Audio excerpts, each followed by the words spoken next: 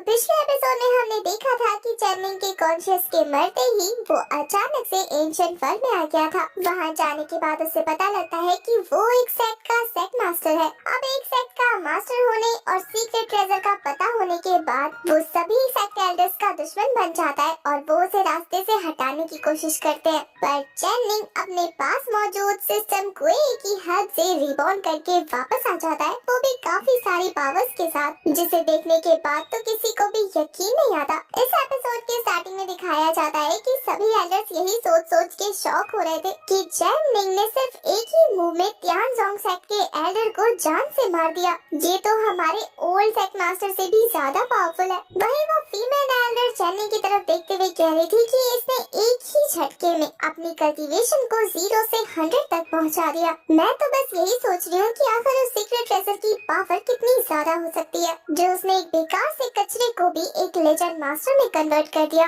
अगर वो हमारे हाथ लगती तो हमारी पावर्स कितनी ज्यादा हो गई होती। दूसरी तरफ चैनिंग से सब लोग इम्प्रेस हो रहे थे। वहीं चैनिंग इतने ऊपर से गिरने का डर उसे सताया जा रहा था, पर फिर वो एक पिलर को पकड़ते हुए खुद को संभालने लगता है, लेकिन वो किसी के सामने शो नहीं करता कि उसे डर लग रहा था, बल्कि वो बहुत ज्यादा शांत रहकर सबको ये दिखा रहा था कि वो कितना ज्यादा क्रूर सेक्ट मास्टर है। तभी अचानक से उसके पास क्वे अपीयर होते हुए कहती है कि मास्टर, आपने तो पूरे सेक्ट को काफी ज्यादा शॉक कर दिया। आपकी सिस्टम के साथ बाइंडिंग कंप्लीट हो चुकी है। ये कहने के बाद वो हवा में उड़ते हुए सिस्टम अपडेट उसे शो कर रही थी कि अब तुम्हारी सारी की सारी पावर यहाँ पर शो हो सकती है और तुम सिस्टम को इस माउस के जरिए कंट्रोल कर सकते हो। कुए को हवा में उड़ता देखकर चैनिंग कहता है कि क्या ये सब तुम्हें देख नहीं सकते? कुए बताती है कि मैं एक एआई सिस्टम हूँ जो कि इनविजिबल है और ये सिर्फ आप देख सकते हो। कुए चैनिंग को माउस पकड़ाते हुए कहती है कि अब आप इसके जरिए राइट बटन को क्लिक करके इस ऑप्शन को चूज कर सकते हैं। चैनिंग तो उस माउस को देखते हुए कहता है कि ये कौन सा जमाना चल रहा है जो तुम लोग अभी भी इस माउस के जरिए अपने ऑप्शंस को चूज करते हो। और फिर वो उस माउस को फेंकते हुए कह रहा था कि मैं इस कचरे का यूज नहीं करूंगा,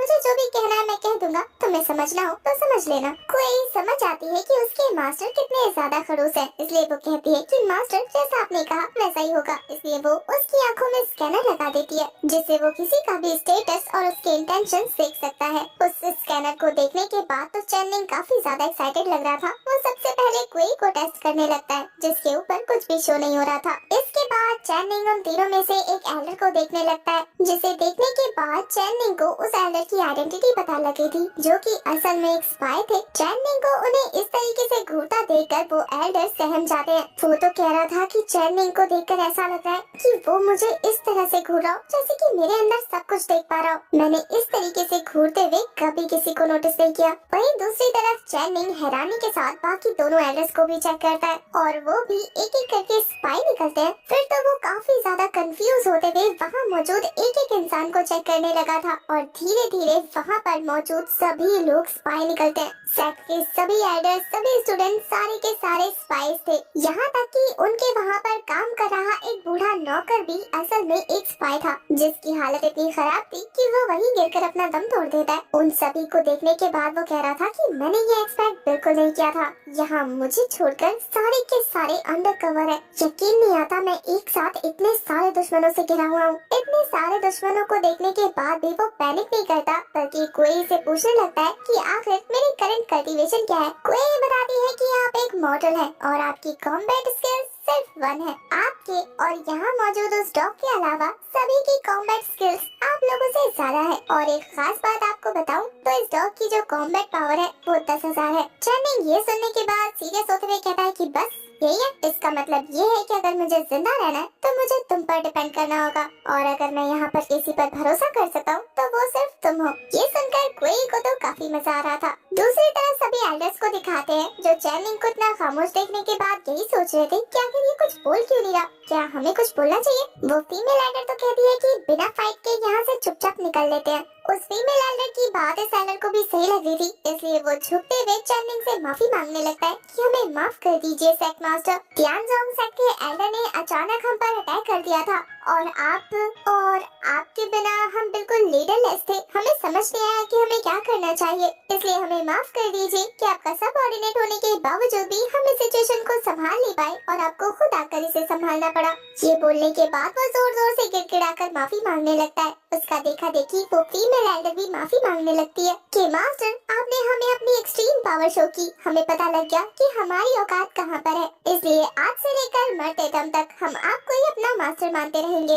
अब उस फीमेल एल्डर के ऐसा बोलते ही वहाँ मौजूद सारे के सारे डिसाइपल्स घुटने के बल बैठकर माफी मांगते हैं। उन सभी को ऐसा लग रहा था कि अगर अभी चैनिंग उनसे नाराज रहा तो वो इन सभी को जान से मार देगा। वैसे तो उसका इरादा था कि इन सभी को जान से मार दे, लेकिन अभी उसके पास उतनी पावर नहीं है, इसलिए वो खामोश रहना बेहतर समझता है। वो कोई से काफी ज्यादा सीरियस होकर पूछ रहा था कि अब मैं नीचे कैसे उतरूं। कोई कहती है मास्टर आपके पास सिर्फ दो ही रास्ते हैं, या तो आप जंप करिए या फिर यही बैठे रहिए। नेक्स्ट सीन में चैनिंग को दिखाते हैं जो अपने रूम में बैठकर काफी ज्यादा गुस्से में कोई से कह रहा था कि मुझे अब स्ट्रॉन्गर बनना है। कोई भी टशन दिखाते हुए कहती है कि मास्टर आप सिर्फ एक ही तरीके से स्ट्रॉन्ग बन सकते हैं, वो भी दिए हुए टास्क को कंप्लीट करके। वो तो पूछ रहा था कि बताओ जल्दी से नेक्स्ट मिशन कौन सा है। कोई कहती है कि मिशन को कंप्लीट करने से पहले आपको कंडीशन माननी होगी और वो कंडीशन अभी तक आपने पूरी नहीं की है।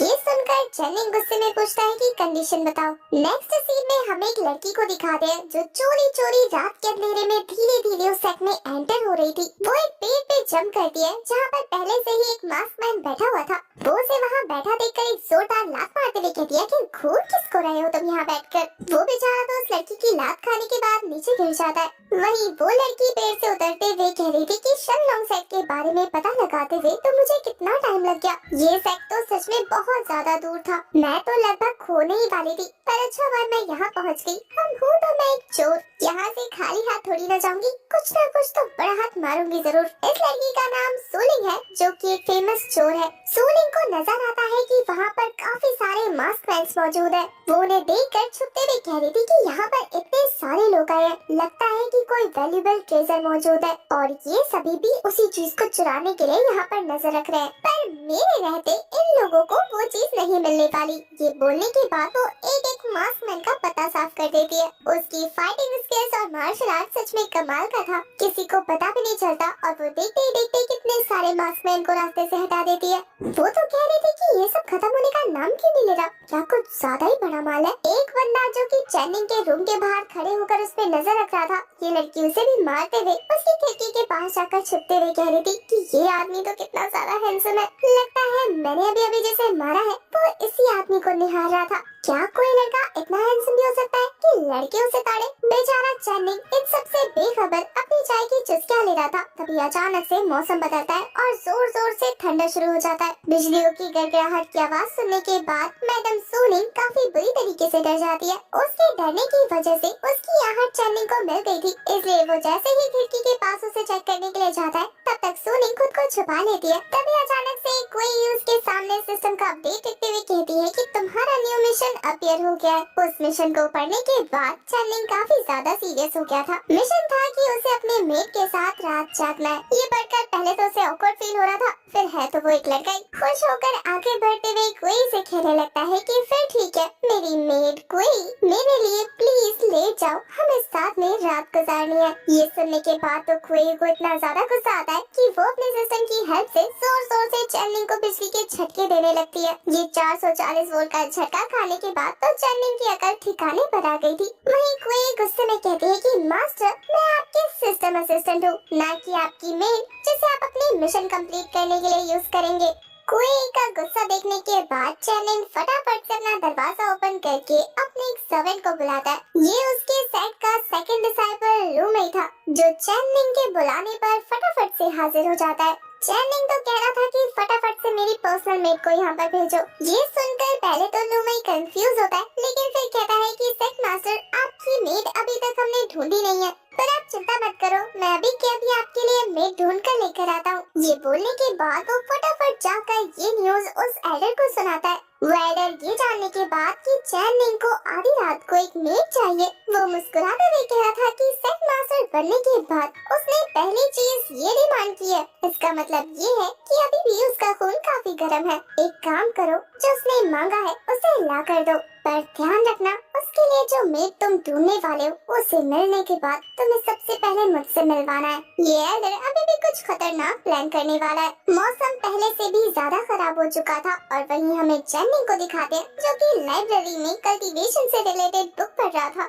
जहाँ वो कल्टीवेशन में मौजूद सभी रियाम्स के बारे में पढ़ने लगता है। जहाँ पहला था बॉडी टेम्परिंग रियाम, दूसरा था ह्यूमन मार्शल रियाम, तीसरा था स्पिरिचुअल मार्शल रियाम। इन सभी रियाम्स के बारे में एक एक करके पढ़ते हुए वो कह रहा था कि बदकिस्मती से मुझे अभी तक स्पिरिचुअल पावर फील नहीं हुई है। उसे इतना रिलैक्स होकर बुक पढ़ता देखकर कोई कहती है कि क्या तुम्हारे पास इतना टाइम है कि तुम बुक पढ़ सको? अगर ऐसे ही अपना टाइम वेस्ट करते रहोगे तो फिर टास्क को कंप्लीट करने का टाइम निकल जाएगा। चैनिंग कहता है कि पहले मुझे इस मिशन वर्ड की सारी डिटेल्स तो लेने दो कि तुम मिशन करके मुझसे कुछ ऐसा न करवा दो जो मैं नहीं करना चाहता। इसलिए जल्दबाजी करने की जरूरत नहीं है, मुझे इस वर्ड को समझने दो। कोई को पता था कि ये खड़ूस ऐसे नहीं मानने वाला, इसलिए वो उसके सामने टास्क का टाइम लिमिट शो करने लगती है जो कि था सिर्फ 10 मिनट। 10 मिनट होते ही तेजी से अलार्म बजने लगता है। उस अलार्म के बजते ही सूलिंग जो कि वहाँ लाइब्रेरी में छिपी हुई थी वो और भी बुरी तरीके से डरने लगती है और इस चीज की खबर चैनिंग को मिल गई थी, इसलिए वो तेजी से उसकी तरफ बढ़ते हुए कह रहा था कि आखिर तुम कौन हो? सूलिंग जो कि पहले से ही ठंडा से परेशान थी और उसे डर लग रहा था, वो चैनिंग का गुस्से वाला चेहरा देखने के बाद कंफ्यूज हो जाती है। उसे समझ नहीं आता कि वो क्या कहे। पहले तो वो बोलने वाली थी कि वो एक चोर है, फिर खुद को संभालते हुए कह रही थी कि मैं यहाँ की नई मेड हूँ। चैनिंग को लगता है कि ये उसकी मेड है। वो कहता है कि तुम हो मेरी न्यू मेड। इसके बाद तो वो सूलिंग को और कुछ कहने का मौका नहीं देता, बल्कि उसे कोट में उठाकर अपने रूम की तरफ बढ़ने लगता है। वो तो डरते हुए कह रही थी कि आखिर आप क्या कर रहे हैं और मुझे कहाँ लेके जा रहे हैं? चैनिंग तो कुछ नहीं सुनता, बल्कि उसे उठाकर अपने रूम में ले जाकर बिस्तर पर पटक देता है। वो तो डरते हुए खुद को कवर करते हुए कह रही थी कि खबरदार अगर मेरे पास आने की कोशिश की तो। चैनिंग तो गुस्से में उसके पास जाकर कहता है कि तुम मेरी मेड हो, क्या भूल गई हो? वो तो खुद काफी कंफ्यूज होते हुए कहती है कि मैं मेड हूँ, फिर तुम कौन हो और मुझे यहाँ क्यों लेकर आए हो? वो तो सूलिंग के क्लोज जाते हुए कहता है कि मैं सनलोंग सेट का लीडर चैनिंग हूँ। सेट लीडर वाली बात पे तो सूलिंग हैरान रह जाती है। वहीं चैनिंग कहता है कि तुम मेरे साथ यहाँ रात गुजारने वाले हो और इसके अलावा और कुछ नहीं, इसलिए ज्यादा सोचना मत। बस इतना याद रखना कि तुम मेरी यानी चैनिंग की मेड हो। आप याद रखोगी ना इस बात को? वो तो कंफ्यूजन और डर के साथ कहती है कि हाँ याद रखूंगी। चैनिंग ये बात सुनने के बाद खुश हो जाता है। उसे तो लग रहा था कि उसका टास्क कंप्लीट हो गया, पर तभी कोई आते हुए कहती है कि ज्यादा खुश होने की जरूरत नहीं है क्योंकि अभी भी इसका सेटिस्फेक्शन लेवल लो है, यानी कि मिशन कंप्लीट नहीं हुआ है। चैनिंग को समझ नहीं आता कि आखिर कोई किस सेटिस्फेक्शन लेवल की बात कर रही है। वो उससे कहता है कि आखिर ये क्या होता है। तभी अचानक से जोर जोर से आसमान में बिजली कड़कने लगते हैं और उसकी आवाज से सूलिंग फिर से डरने लगती है और उसका सेटिस्फेक्शन लेवल -1 पे पहुंच जाता है। और दूसरी तरफ हमारे चैनिंग के पास सिर्फ 2 मिनट का वक्त था और जिसके लिए सिस्टम उसे रेड अलर्ट दिखाने लगती है। चैनिंग तो कुई से पूछा था कि आखिर इसे कैसे सेटिस्फाई करना है। कुई अपने मास्टर को छेड़ते हुए कह रही थी कि आप इसे लड़की से क्यों नहीं पूछ लेते? चैनिंग को लग रहा था कि शायद सूलिंग डर रही है, अगर वो उसे डरने से रोक ले तो सारी चीजें ठीक हो जाएंगी। स्टार्टिंग में तो चैनिंग को लगता है कि वो उससे डर रही है, इसलिए वो कहता है कि ज्यादा कुछ सोचने की जरूरत नहीं है, तुम बस मेरी एक मेड हो।